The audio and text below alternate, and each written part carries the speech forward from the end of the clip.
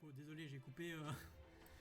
comme un con, j'ai coupé le truc de la vidéo, donc bon, ça sera collé avec la vidéo. Qui sont utilisés comme des armes pour envahir et détruire l'histoire humaine. L'incinération de l'humanité était une attaque sur l'histoire humaine orchestrée par Gothia, une entité singulière. Mais maintenant, ces Lost Belts sont en train d'attaquer le monde normal. Si je devais donner ça un nom, je pense que j'appellerais le Failing Theoretical Phenomenon.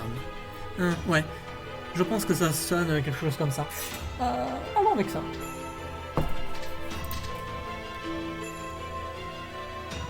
Une histoire qui est perdue d'autres histoires. Es-tu sérieux? Ça veut donc dire que tu es en train de nous dire que la Russie est devenue comme ça avec le moyen de facto way of life pour la planète entière? Non mais LMAO quoi. Si ça continue sur ce chemin, oui. Mais bien sûr, nous n'allons pas laisser ça arriver. Bien maintenant. Ça, c'était plus long que je l'avais anticipé. Mais c'est notre théorie. Dites-moi, monsieur Salieri, avons-nous juste? Oui. Je suis impressionné que tu es arrivé à cette conclusion sans être d'une Lost Belt toi-même. Il n'y a rien de plus que je peux vous dire à part ce que j'ai deviné. Maintenant que vous avez les faits, il faut savoir quoi faire avec eux. Alors que votre question originale, que vous saviez voir avant... Si je venais de cette Lost Belt, et si je servais ce cryptor. Ma réponse est non. La Russie n'a pas connu la musique depuis quelque temps. Mon histoire est la même que ce gunslinger. Je suis un servant qui a été invoqué par les Deathwolves.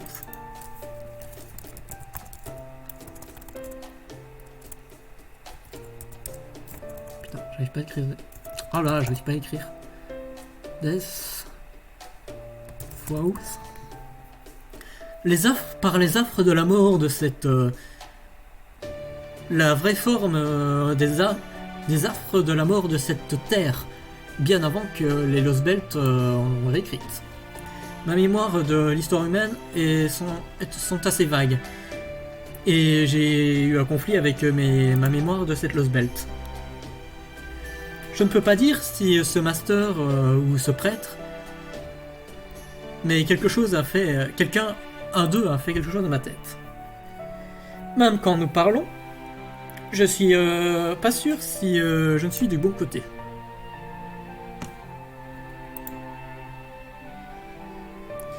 Nous allons juste devoir te faire confiance. Si rien d'autre, nous savons que tu n'es pas Yoiga. Oui, c'est vrai. C'est très vrai. En plus de ça, ce monde est complètement... n'a plus de musique. Il n'y a donc pas d'autre choix que de rejoindre votre côté. Merci, nous sommes contents de votre assistance. Alors, pour commencer, nous pourrions utiliser toutes les informations que tu as. Que pourriez-vous nous dire à propos des servants à Yaga Moscou? Je suis le musicien de la cour, rien de plus et rien de moins. Je n'avais aucun contact avec le monde extérieur. Le seul avec qui j'ai parlé, c'était Métropolitain Macarius. Métropolitain Macarius? C'était le seul homme que Ivan le Terrible regardait en tant que mentor. Était le Yaga aussi? Non, il est un servant. Il ressemble à un humain, mais je doute qu'il ne soit pas le même homme. Il est probablement japonais et un pseudo-servant. Un prêtre japonais et un pseudo-servant? Ça doit être, monsieur. Ça doit être le père Kotomini. Je ne sais rien à leurs propos.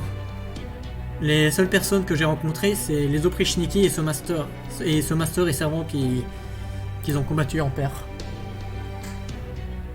Et je vois. Eh bien, c'est décevant. Très bien.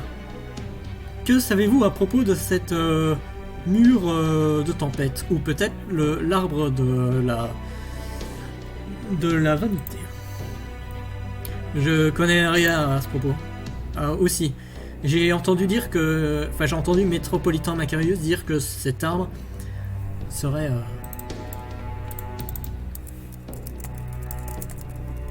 serait la pierre angulaire de cette Lost Belt. Il a aussi dit que sans l'arbre de la vanité, ça serait impossible de faire une attaque sur la réalité. Donc cet arbre est vraiment la cause de tout ça. Il semblerait vraiment que ça fasse du sens. En plus, c'est un smack dab au milieu de cette Lost Belt. Et pour un autre, c'est une entité d'un autre monde qui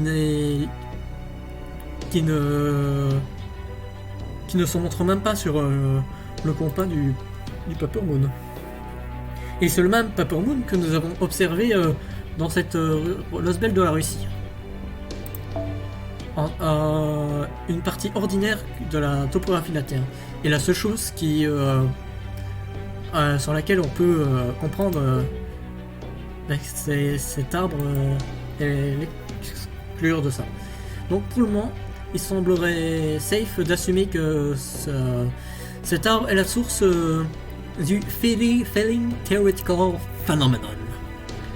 Eh bien, si nous faisons quelque chose à propos de cet arbre, la Russie va retourner comme avant. Plus facile dit que fait. Plus facile à faire qu'à dire. L'arbre de la vanité est couché avec le tsar lui-même. Pour le battre, enfin pour l'atteindre, il va falloir que vous le battiez. Je vois. Donc il semblerait que nous avons jusqu'à ce point. Et à propos de Oprechniki, combien y en a-t-il qui sont stationnés à la capitale? Rien de plus qu'une petite armée. Une petite armée? Comme nous avions vu en Antarctique? Ça va être un peu un obstacle. Ce n'est pas pour rigoler, Holmes. Enfin, Holmes. Je comprends pas ce que tu trouves aussi marrant. Oui, Est-ce que ce mystique code que tu portes est un monstre innocenti? C'est vrai. C'est ça. Je suis l'homme en gris. L'homme qui a... Enfin, celui qui a dirigé Mozart vers sa mort. Salieri n'est rien de plus qu'un avatar que je porte. Enfin, pour parler. J'ai une dernière question. Que penses-tu de cette Lost Belt? Je pense que ça doit être réparé. Est-ce que c'est pas ce que vous essayez de faire? Oui, c'est certainement un de nos objectifs. Sariste, n'est-ce pas? Je peux voir que tu es celui qui dirige ce petit orchestre. Eh ben tu fous, c'est moi le commandant ici, c'est moi qui ai le respect ici. Il n'y a rien d'autre que un trombone qui est occasionnellement utile. J'imagine que ça ferait plutôt violent. Davenchi, comment sentirais-tu à propos d'une flûte? Bien vu. Vous aimez certainement les digressions, n'est-ce pas? Vous me rappelez d'Amadeus et de ces autres esprits qui n'étaient pas Jack Gabor. Sariste, j'aimerais bien parler à Sherlock Holmes. Seul, si possible. Tu es sûr? Oh, Holmes peut y aller pour des jours, tu sais. Mes excuses. J'espère que ça ne va pas prendre autant de temps. Je reviens. Je suis curieux de savoir ce à quoi Salieri vous parlez à Holmes. Cette Lost Belt peut-être? Ça serait ce que je devinerais. Salieri était ici plus longtemps que nous tous. J'imagine qu'il a son propre sens. Si peu souvent. Merci pour ta patience. Laissez-moi. J'ai décidé de vous rejoindre. Enfin, cependant, conditionnellement, vous pouvez employer mon pouvoir comme vous le sentez. Quelle est votre condition? Simple. Si nous rencontrons Amadeus, vous allez me laisser le confronter. Lui et Formos. Attends, quoi? Est-ce que ça veut dire que tu vas le tuer? Bien sûr. Quelle question? J'ai déjà fait une fois. Je suis l'homme en gris. Et le monstre innocent connu sous le nom de Saliri. Si nous nous rencontrons, je n'aurai aucun autre choix mais de le tuer. Je ne peux pas accepter ça. Si Amadeus a vraiment été invoqué ici, il est sûrement un servant de l'histoire humaine. Si j'avais été invoqué en tant qu'anti-héros qui était si torturé par la malice que j'étais en constante agonie, je serais...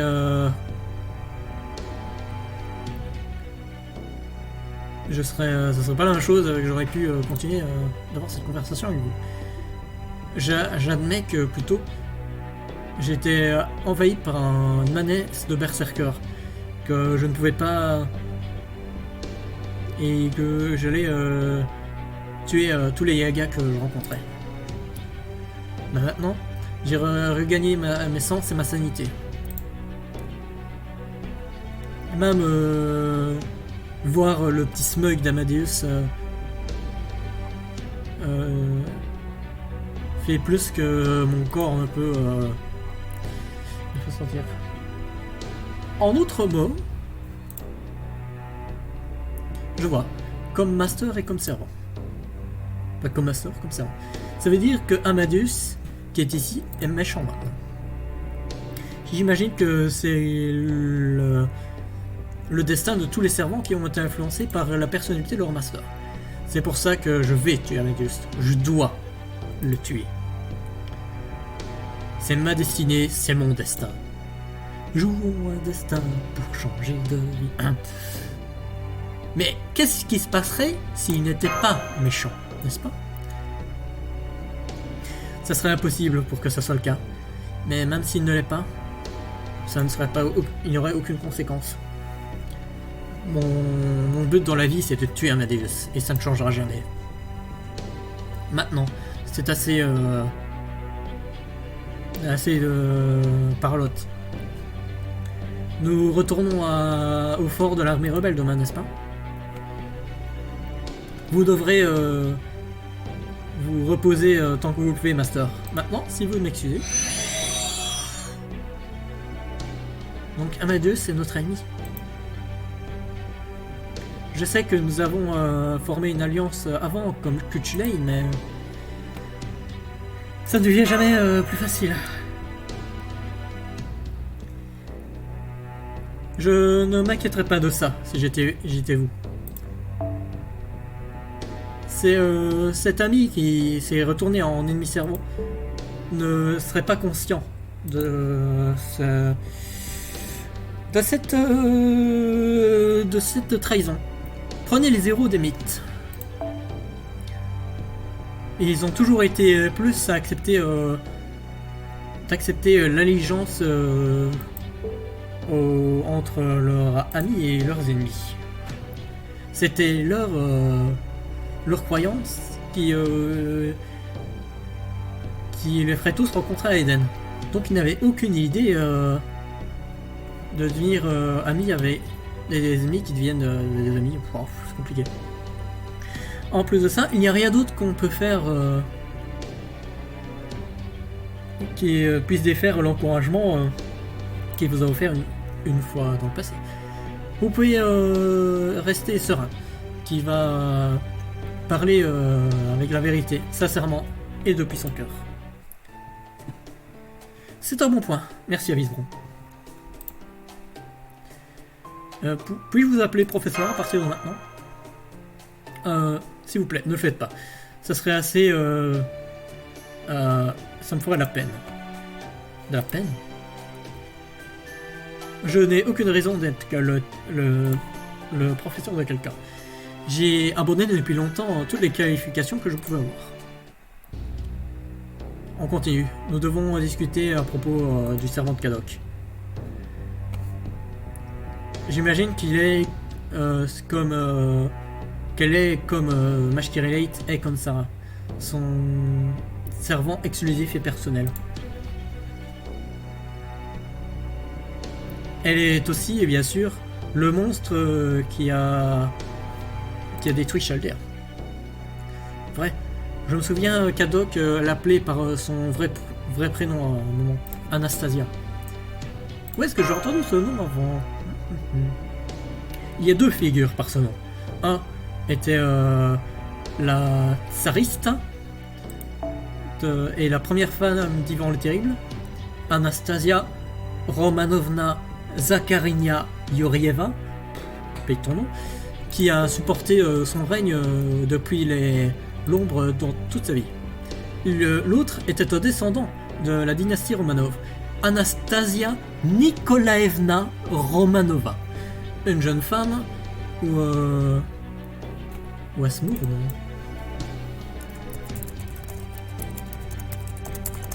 Une jeune femme qui était pleurée par tous dans la dominante du tsar. Donc, laquelle, Anastasia, est-on en train de gérer? J'ai peur qu'il n'y a aucun suspense à ce propos. Elle est la descendante des Romanov. Comment peut être sûr, hein, vu que Ivan le Terrible est ici, est-ce qu'elle ne compterait pas comme sa tsarita? J'ai regardé l'histoire de la tsarita, d'Anastasia, et elle n'est clairement pas le même type de personne. Elle est devenue tsarita à l'âge de 7 ans, et elle est morte seulement 13 ans plus tard. Attends. Putain, elle a eu que 20 ans, putain. Ivan le Terrible a pris plusieurs femmes après sa mort, mais il ne s'est jamais ouvert à quelqu'un d'autre. En parlant généralement, un pourrait le suspecter d'être lui, mais c'est très improbable qu'elle serait invoquée en tant que servant. Bien sûr, elle pourrait toujours être un habitant de ce monde, comme Ivan le Terrible, qui aurait pu causer l'invocation d'être possible. Mais en donnant qu'elle est d'apparence humaine, ça semble très improbable. Donc ça veut dire que c'est celle qui vient de la Romanov dynastie? Précisément, Anastasia Nikolaevna Romanova. Elle est la grande-duchesse des glaces. Une jeune femme qui a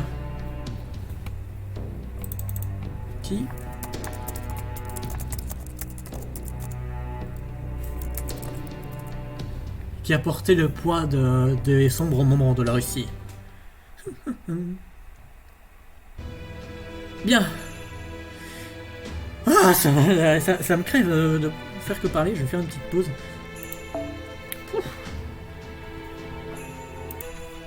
Et maintenant, laissez-moi vous partager une version abrégée de l'histoire d'Anastasia. Et quelques autres secrets que j'ai réussi à trouver dans la librairie de... Merde, j'ai rappuyé sur pause. La librairie de Charles Léa n'était donc pas détruite durant l'attaque? J'ai anticipé certaines urgences qui auraient pu arriver. Donc j'ai pris la liberté de collecter le plus d'informations que je pouvais. Anastasia Nikolaevna Romanova. Elle est la 4e fille du dernier Romanov qui a toujours été avec le dominant tsar Nikolai II et sa femme Alexandra. Dans les années qui ont suivi avant sa mort, la famine était entièrement sur la Russie en tant que résultat de la Première Guerre mondiale. En 1917, les frustrations ont causé un point de casse, ce qui a protesté, qui a commis des protestations et qui a laissé des gens mourir. Certains des soldats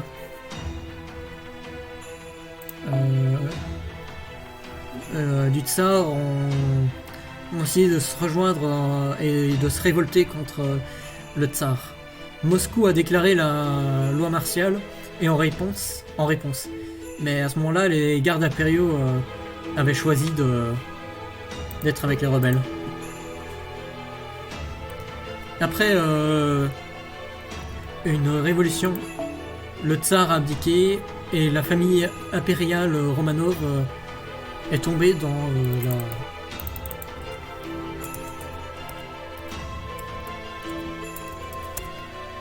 le désarroi et ont été essentiellement confinés en house arrest.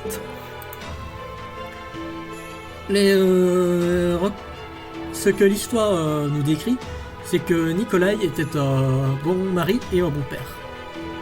Mais à la lumière de ces événements, il semble qu'il était mal équipé pour gérer les menaces de son règne. Alternativement, il est aussi peut-être parfaitement bien équipé, mais le temps était simplement mauvais pour n'importe qui dans cette position pour battre. Enfin, à ce moment-là.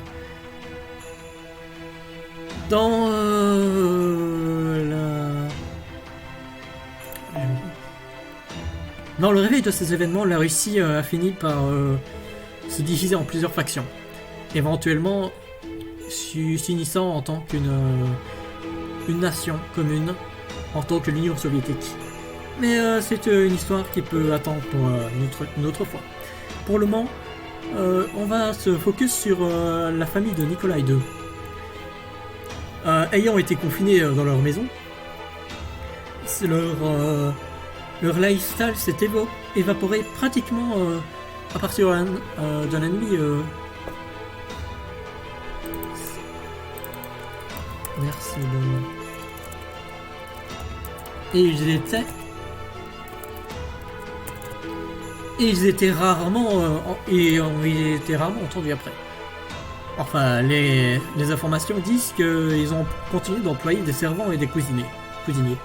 Dans tous les cas, la situation est devenue encore pire avec l'année qui suivit, avril 1918.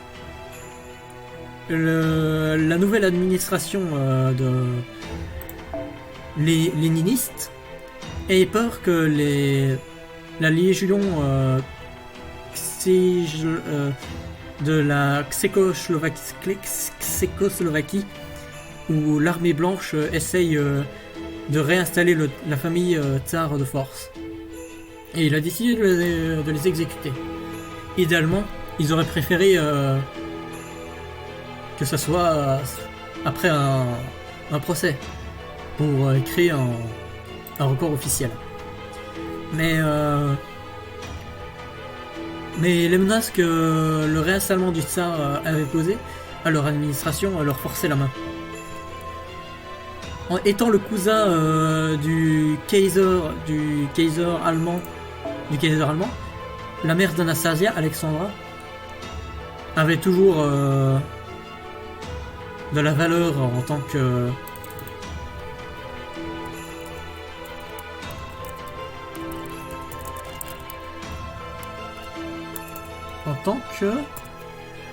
monnaie d'échange. Mais cette valeur s'est évaporée au moment où les ambassadeurs allemands, ont été assassinés par des extrémistes. En essence, tout ce qui est à propos de la famille d'Anastasia, leur descendance, leur présence et leur existence était vu comme quelque chose de mauvais. Ça a forcé le pouvoir de les empêcher de rendre la sentence des Romanov publique. Et ils ont finalement déterminé qu'ils s'en occuperaient en secret. Donc ils ont été exécutés. Enfin, c'est comme ça que ces gens de pouvoir l'auraient décrit. Ceux qui étaient présents ont dit, en vérité, que ce n'était pas plus qu'un massacre. Certains ont cru que Anastasia a réussi à survivre l'exécution de sa famille, mais cette théorie a été anéanti des dizaines de décennies, enfin après plusieurs décennies grâce au test de sang. Il n'y a il n'y a aucun moyen de dire que cette innocente jeune fille avait eu sa vie complètement niquée par simplement qu'elle était née dans la mauvaise famille au mauvais moment. L'histoire d'Anastasia est effectivement une tragédie. Elle fait partie des sacrifiés dans l'histoire. Cependant, même si l'histoire dans cette humanité se finit là, elle continue dans l'histoire de la Magecraft. L'histoire de la Magecraft, donc ça veut dire que la famille Romanov était dans la Magecraft. J'ai peur que la réponse à cette question soit encore pas très claire. Ils doivent avoir eu quelques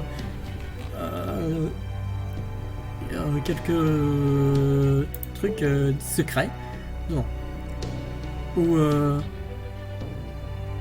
où ils ont peut-être connu un peu leur existence.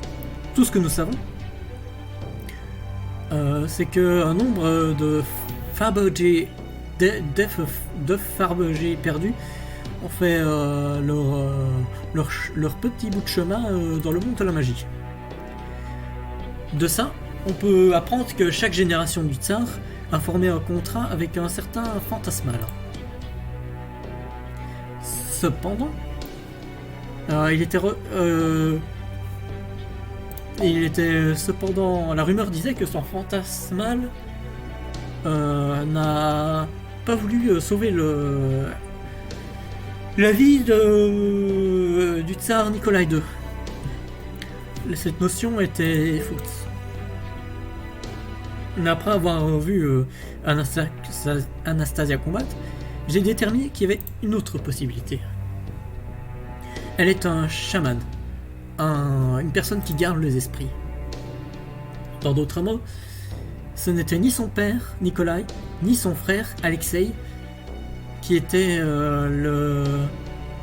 la descendante de la Magecraft du Romanov.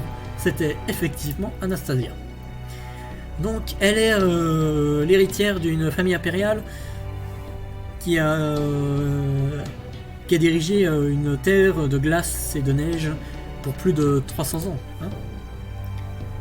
Ça ne peut pas être aussi terrible ça peut pas être aussi mauvais que Ivan le Terrible, mais c'est assez intimidant. Mais ici dans cette Lost Belt, la dominance de la famille du tsar d'Ivan le Terrible a continué pendant les 450 ans après. Beaucoup de différences entre l'histoire Yaga et la nôtre. Les humains semblent beaucoup plus frêles en comparaison. Mais nous avons toutes les manières de la connaissance et du savoir depuis toutes ces années pour avoir réussi à faire tomber les ennemis les plus forts. Donc diriger un endroit comme ça pour 300 ans est très impressionnant. Non, deux chemins à ce propos. Malheureusement, tandis que j'ai appris quelque chose de grand avec la menace qu'elle pose, j'ai peur que je n'ai rien à offrir en manière de stratégie contre elle. Je vois. C'est si long. Oh là là, les 30 minutes là. Oh là là. Eh bien, prenons ça simplement. Enfin, plus simple, mieux. Je dis qu'on la tue plus vite et plus durement possible. Bushwhacker. Enfin, pas grand chose que tu peux faire, que tu ne peux pas tuer si tu continues à... Ta gueule, Billy. peut-être que la solution la plus simple et la meilleure dans ce cas, enfin, c'est ça. Pour le moment, je pense qu'on peut scier le plan de Billy. Tant comme qu'il est, la prochaine fois qu'on le voit. Eh bien, et à propos d'invoquer un nouveau servant pour servir de bouclier, naturellement, leur job serait de me garder au confort et tranquillement. Et voilà tout le monde. À la fin, vous allez juste devoir faire du mieux que vous pouvez avec ce que vous avez. C'est fini? C'est fini? Non, c'est pas fini.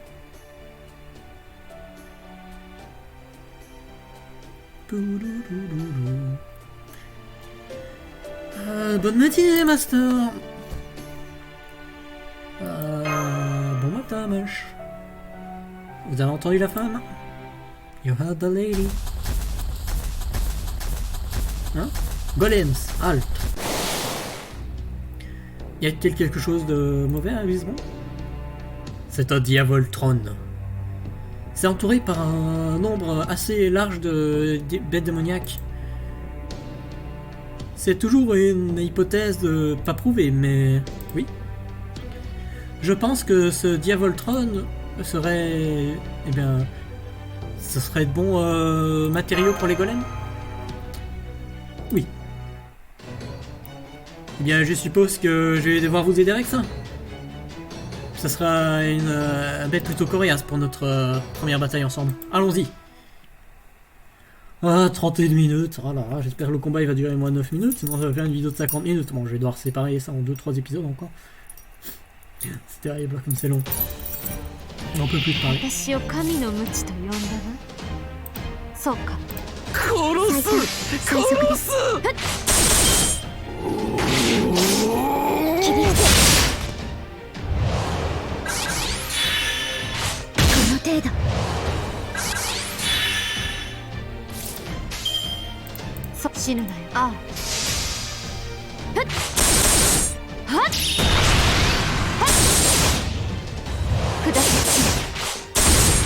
Voilà.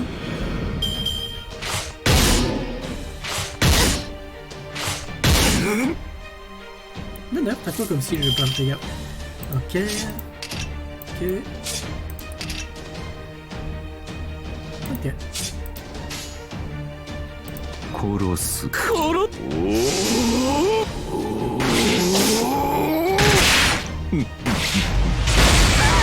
が調べを聞けそして死ね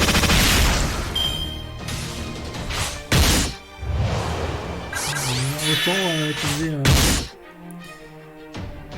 j'utilise son noble fantôme.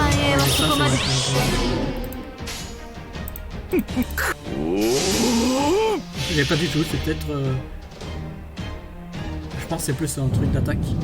我は死だ我は神に愛されし者を殺すのだビオサンティシモミゼルコディアティニ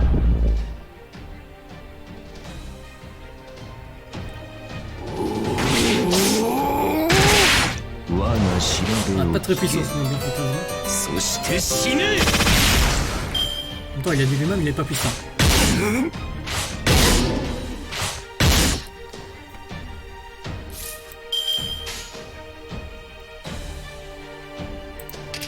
Ah, quel BG.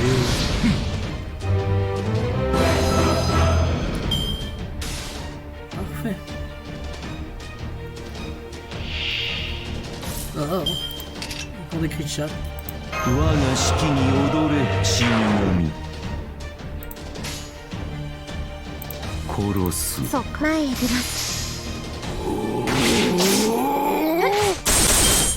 切り伏せこの程度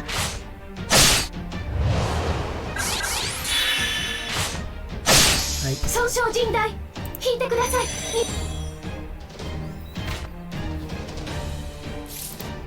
我が式に踊れ神神行くぞ公演の始まりだ Vas-y Antonio. 我は死だ我は神に愛されし者を殺すのだ。ディオサンティシモミゼルコディアディミ。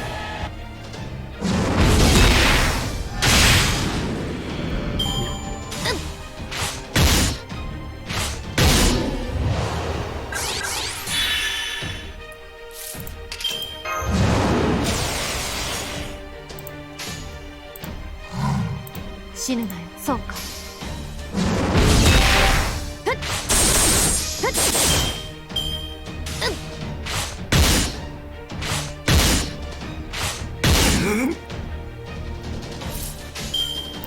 そうか。ああ。死ぬ。ああ。死ぬなよ。ああ。殺す。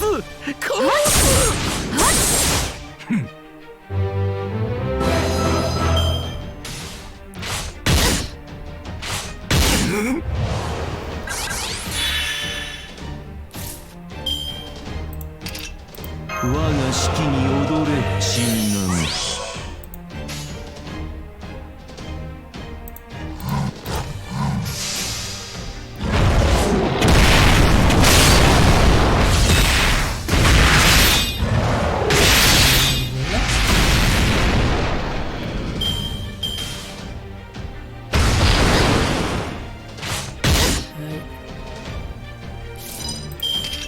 軍神の力、我が手にあり。死ぬなよ。C'est réglé.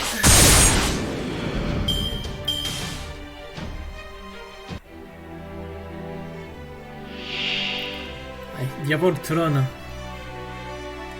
va te défoncer, gars. 我が式に踊れ、神南。繁栄はそこまでだ。軍神の力、我が手にあり。目標破壊する。殺す。目標破壊する。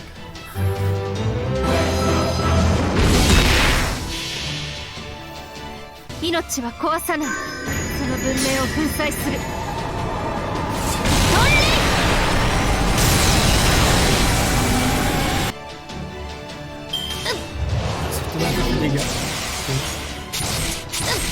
世界には私の剣でも殺せるものなら。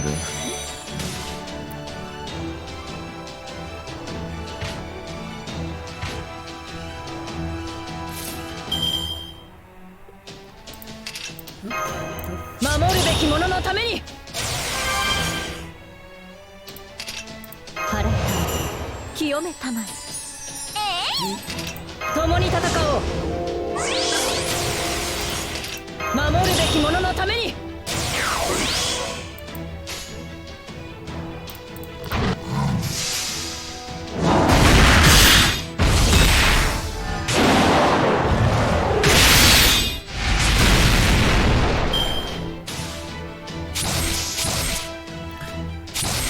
Il reste à 100%, let's go.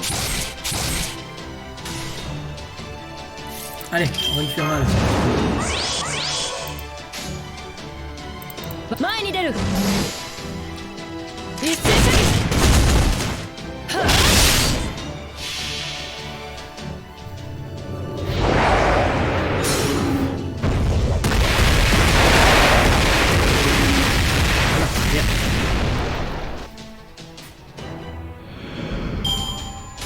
状況を報告しろ。